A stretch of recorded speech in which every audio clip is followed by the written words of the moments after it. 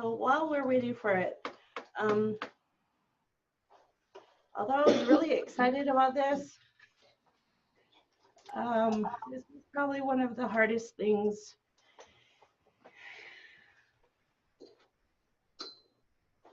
for me to do.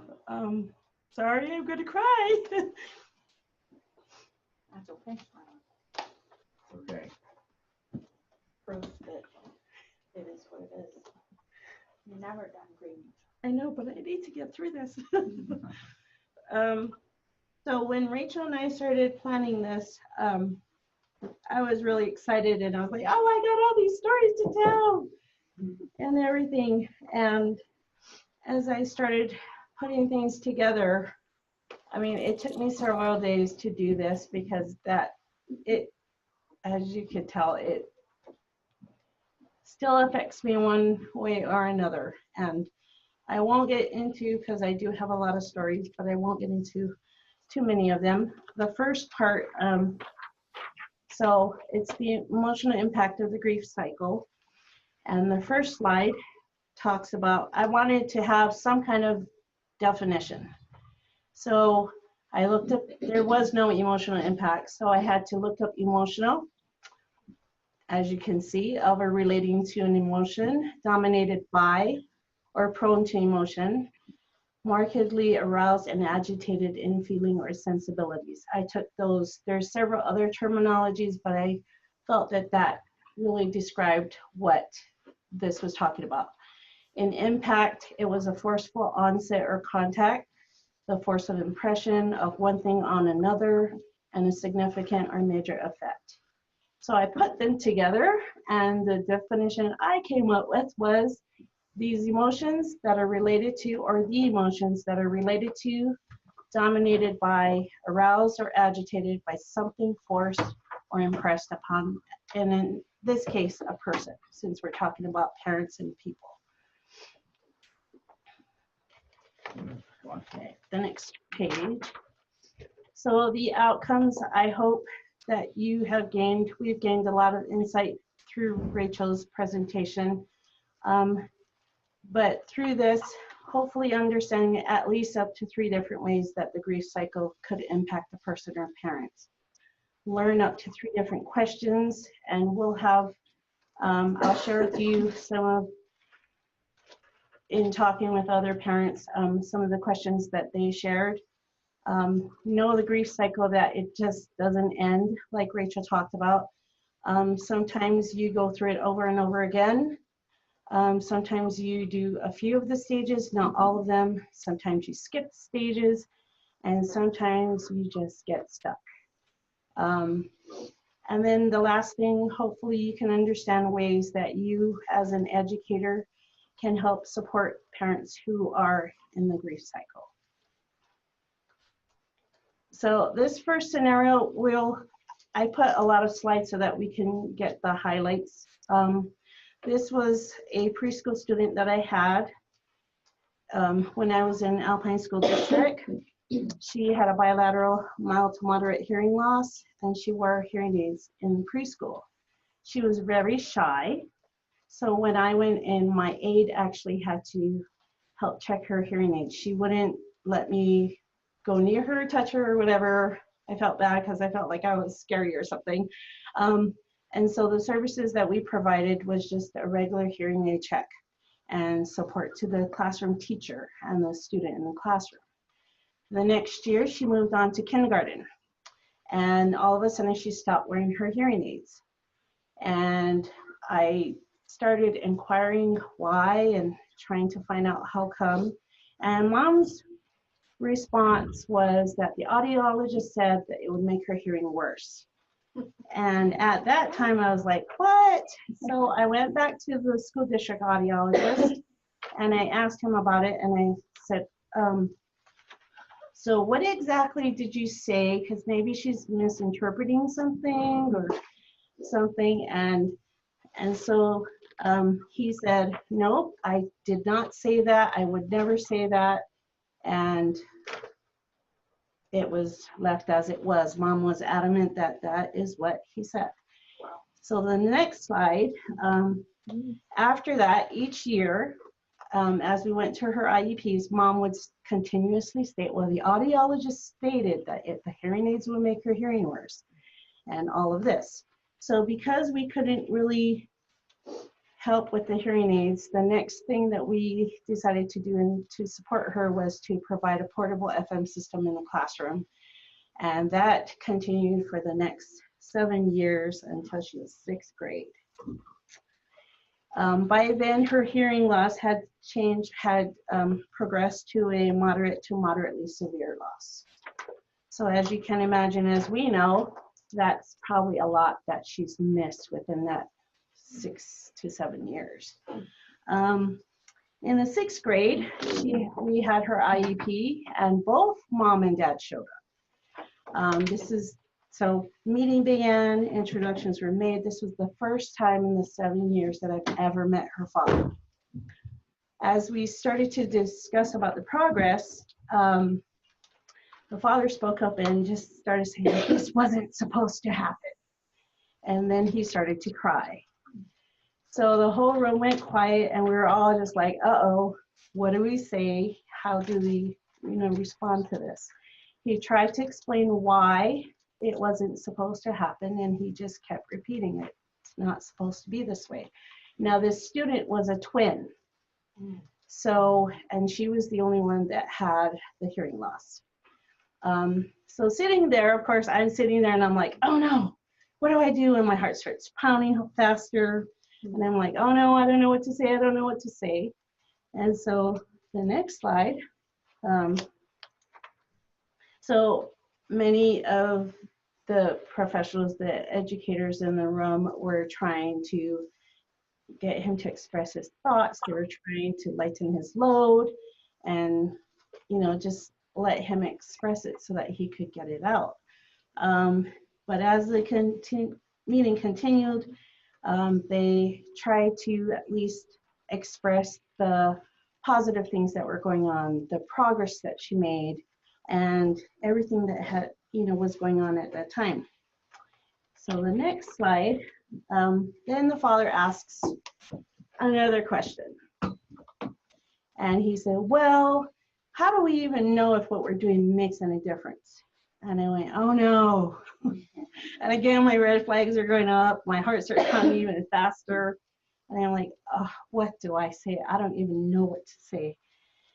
And so everyone tried to, do whatever they could.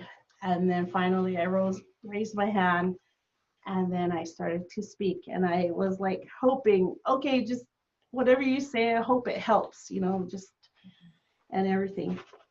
So the next slide, I kind of explained that I know it's difficult to, to know if we really make a difference. But then I went into sharing that since I knew her in preschool till I know her, till now, a lot of the things that were shared by the other professionals and teachers, I had pointed out that she had made all this progress because she was very shy in preschool. I couldn't approach her at all. And now she had friends, and now she had opened up, and now she was able to raise her hand and answer questions. And so, I was trying to point that out, that look right there, that's progress. And whatever you guys have done, this is, this is where it brought her to. And then I know I say this all the time, but I also shared that I know that when we find out about disabilities in our children, it really shatters our world. It did for my husband and I, because my daughter is the oldest, so she was our firstborn. But then I continued to say that the village raises the child. And I pointed out to him that with the team, when the family and the parents are doing their part, all that they can, when the school is doing all that they can, it will encourage and help the child to succeed. I've seen it in a lot of the students that I served all these years. I've seen it in my own daughter. And I tried to share that with him to say, look, you are doing everything that you can do at home, the team here, and the team at that time was remarkable. They were awesome. And he said, and the team that you have here at this school is amazing. I've worked with them for years, and you know, because of everything that everyone's doing as a village, she has progressed. He talked about how he wanted to see great leaps and bounds, and I just said, you know, sometimes we have to appreciate the little baby steps too, because those count, and those are really worth it. So the next page, and then of course, the meeting ended up with him feeling like, you know, at least he was validated, he was heard. And so it seemed like some of the burden had been lifted and everything. 3 ways that this grief cycle affected the family is that the father was still in denial and anger after all these years. Can you imagine 11 to 12 years holding on to those feelings and just all of that? And the mother, she was convinced that the hearing aids would not help. And by accepting that it could not get better, then she gave up in even trying. And because of that, her daughter was denied access to hearing aids, to audio information for all those years.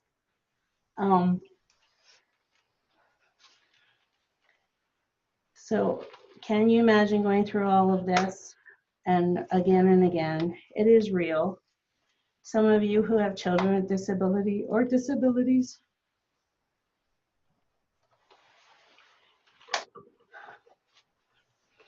know that it is real. And I wish I could say that it goes away, but it doesn't. It continues, unfortunately. Okay.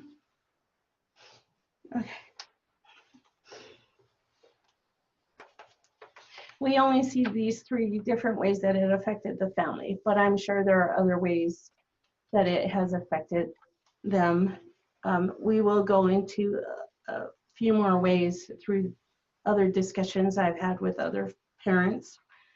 I'm sure with father being in denial and anger and mom just accepting what she could, it probably caused a lot of conflict because they were not on the same page. And you will see that as we go through the next part. This talks about other ways that the grief cycle affects parents and others. Often, as some of these are what Rachel mentioned, sometimes there's the belief that it will be a never-ending cycle, that it can't get better, you can't get past it, you can't move on. Many times it leads to depression, and it affects the ability to live and function. And sometimes the belief that nothing's going to work just gets, then they're stuck. It can impact others and their ability to live and function. And of course, my favorite, cry, cry, cry. But these are some other ways. And in this next part, I will share with you some of the questions and some of the comments that were made. I attended the parent workshop on the grief cycle last fall, and it was held here through the preschool. And these are some of the questions that came up. How do we know if we are doing, if what we're doing makes a difference? How do you get my spouse on the same page as me? What can I expect of my child? The next page has, I don't know what to do, so what do I do? Is it wrong to feel the way I do? And other things that have been stated in other conversations I've had, even some of the things that I've been through, is it's my fault that my child has this disability.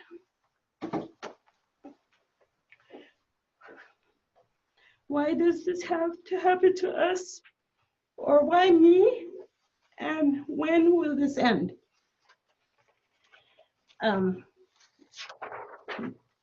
So as a parent, and I do have,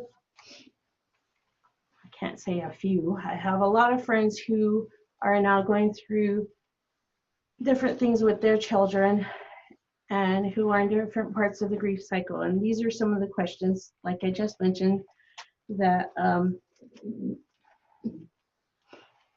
that have been expressed. Now, some of you, thanks. Some of you know my oldest daughter is blind and autistic. She was blind at birth, so that was our initial shock and denial, anger, and fear. And then later on, 6 years later, we found out she was diagnosed with autism. And so again, we went through that shock, anger, denial, and fear. And with each situation that my daughter goes through, the cycle continues. Sometimes there are different scenarios with different outcomes, and sometimes different feelings are rehashed or replayed. But the grief cycle is there. And so if you see me crying at school, that's probably why. The next part, I'm just going to briefly go through these because it does address some of the questions that we previously heard. What we are doing makes a difference. Of course, in our profession in teaching, you never know what difference you made until tomorrow, until the future, until later on. And in our case, we don't know. We still don't know what we do makes a big difference. But with my daughter, it wasn't until we saw her face a situation or we saw her make a decision. So in 2016, I like to brag about this part. She is visually impaired. She doesn't have any acuity. So in other words, she can't see directly in front of her for more than 2 feet. She has peripheral vision where she can see on the sides and on the bottom. And I taught her how to ride her scooter. And so she was able to ride around the block by herself. It wasn't easy. I had to let her fall. I had to let her crash. And I had to cry about it silently while I watched her do it. But she got up. At some point, she laughed, and she got back on, and she continued. And so that is like a huge highlight for me. I took video of her doing it. I shared it with all her professionals, related servers that she had, because to me that was a huge, huge accomplishment. Back a few years ago, they tried to help me decide whether we were going to give her large print or Braille. I insisted on giving her both. And now she can read and she can type Braille. And it's pretty cool. The next question. My husband and I don't always see things in the same way. As Rachel mentioned, a lot of times fathers and mothers do see things differently. They react to things differently. And the one thing that always helps my husband and I is that we have to think about what's right for her. Not who is right and who is wrong, but what is best for her. I put that in there. Oh, so I have a few friends who also, I went through this where someone called the police on us because they thought we were kidnapping her because she refused to get it back into the van. And it happened 2 times. I also had friends who, because their children were out of control, they had to call the police. And I think that is one of the hardest decisions for a parent to make. I know I couldn't do that. But there was actually one point that I almost did it. I was really close to doing it. And my husband was like, no, it'll be okay. And she calmed down. Next slide. I have high expectations for my daughter because I always have it in my mind what's going to happen to her if something happens to me. If I die or whatever, who's going to take care of her? So my goal is always to help her to be as independent as possible. I have been criticized for being a terrible parent. I have been criticized for many things. But the goal I have and the thing I always think about is how to make sure she can learn to communicate with others and she can be as independent as possible. There are times people would say, I don't know what to do. What do I do? For me, I make friends with all the professionals, like the psychologist and autism specialist, vision specialist, and the O&M. And when I need help, I go to them and I ask for help. So if you know of resources, you are a resource in what you do. And a lot of times the parents, when they say they don't know what to do, they're really reaching out for help. We can support them. And as educators of the deaf and hard of hearing and professionals in special education, you can help the students. You can help the parents, because our expertise is sometimes what they need. This is a real feeling. Is it wrong for me to feel this way? Sometimes guilt and denial convince us that we're wrong to ask for help, that we're a bad parent. These feelings are real. They're part of life. They're part of being human. And it is our way of recognizing that something is different. It's not the way we anticipated. And sometimes we feel like we're just stuck. But like Rachel also mentioned, it's not a good place to stay. It's not a good place to be stuck. And we need to keep moving forward, even if it is in baby steps. I went through this when we first found out that she was blind, and it took a few years before the PIP advisor we had scolded me and convinced me it was not my fault. And that was hard for me, and it took me a while to accept that it wasn't my fault. But because she insisted and because she was there, I was able to accept that it wasn't my fault, and that burden was lifted.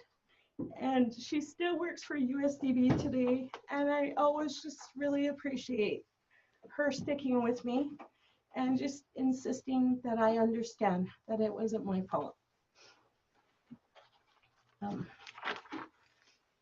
Why does this happen to us? I don't have that answer. And it goes through my mind every time a situation happens. But the thing that helps me is that because I've been through other situations, I know I can get through this one too.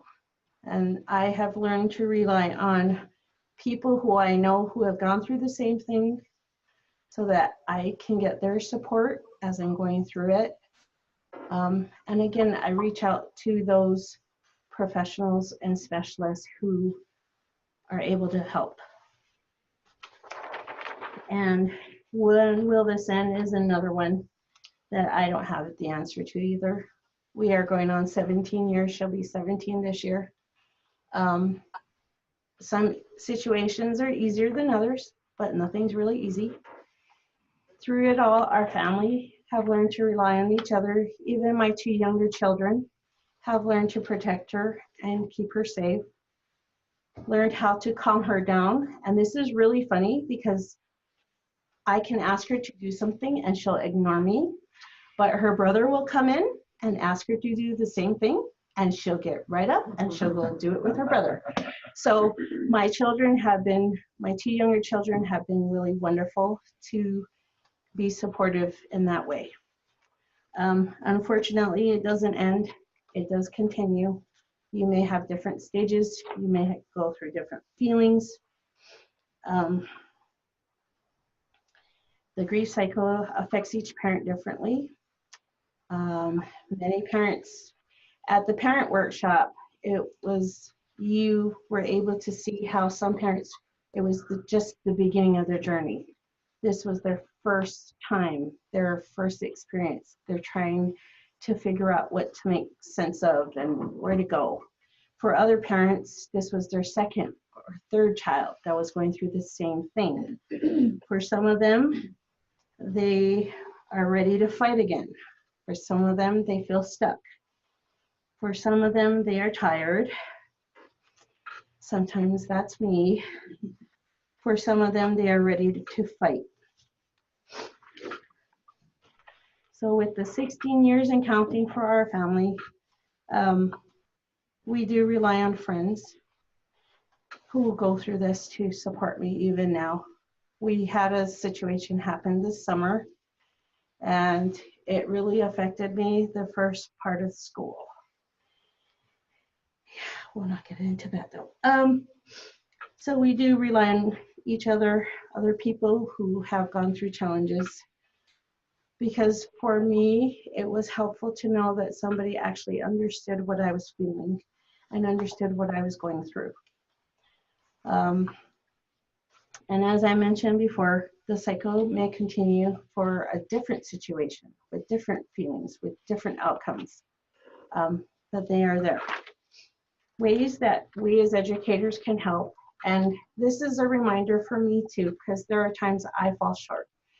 Be a soundboard.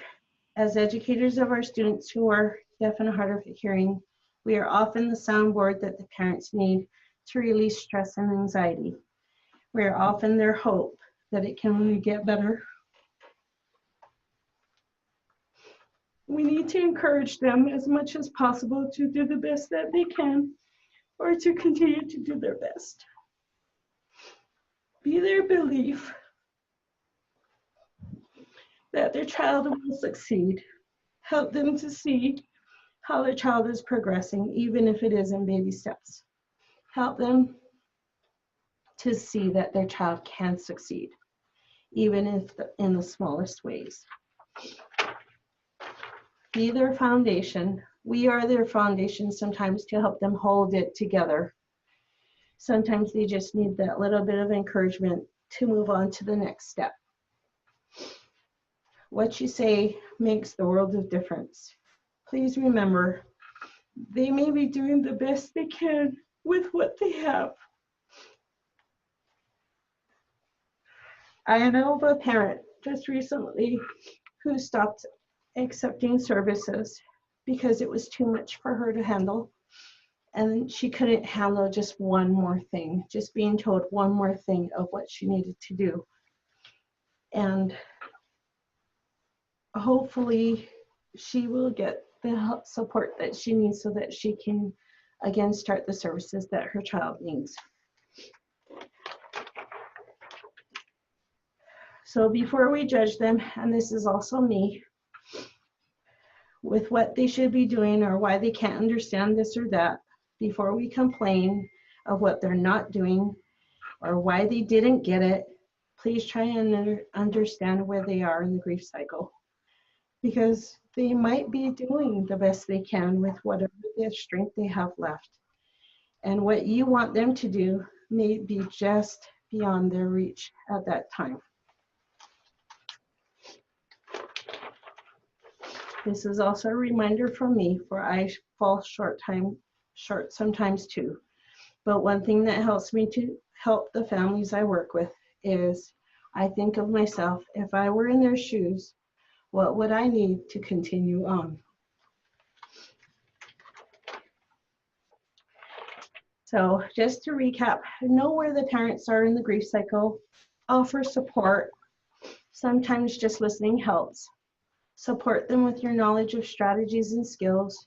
Support them with what their student is progressing in, even in the baby steps. And be their soundboard, their hope, their belief, and their foundation. And last of all, I want to thank you for all that you do, because I know it's not an easy job. We have our hands full, and what you do does make a difference. I look up to you, even though you may not be thinking, and I look to your examples and your support and what you do. I appreciate all that you work with, and last but not least, Imua, which means inspire and motivate, go forth with strength. Thanks. Thank you. Amazing. Thank you, Charla, and thank you, Rachel. We appreciate you taking the time to present this to us. This is a touching topic and something that we all, regardless of where we are and regardless of who we're working with, we have seen this, we've experienced it, and we need to be aware that I think big things to take away from today are that this cycle doesn't end, and that's why it's a cycle. It keeps going, and we keep living it. at work and in our own lives in different ways. So thank you to both of you. Thanks everybody for sticking with us. We'll get this posted up. It is 5:02. Does anybody have anything they'd like to discuss before we close for the night? Can I just add a thought to that, Adam? Yeah. So one of the things that I think that you hear a lot in the LISL side is, you know, our whole job is to train parents to be their child's first support and to know how to work with those children in, I don't know, being their therapist kind of thing. And I remember doing a presentation not long after my kids had my older two had kind of gone through the whole diagnosis process and things, and it was for a parent group. And there was a couple in the audience who had a 2-week-old little baby, and she came up to me afterward and she said, I just want to be a parent. She's like, I'm just dealing with this. I just want to love this little baby. So I think the thing that I just want to point out is, yes, we say that a lot, and yes, we have high expectations for success and what it takes to achieve success with, I'm speaking from the LISL side because that's where we hear it a lot. But you also might hear me say, take time to just be a parent and don't feel like you have to be the therapist all the time. And I really do believe that. And I think we all need to give parents that opportunity to just be parents and not feel like they always have to be doing something that's helping their child acquire language. Great. Amen.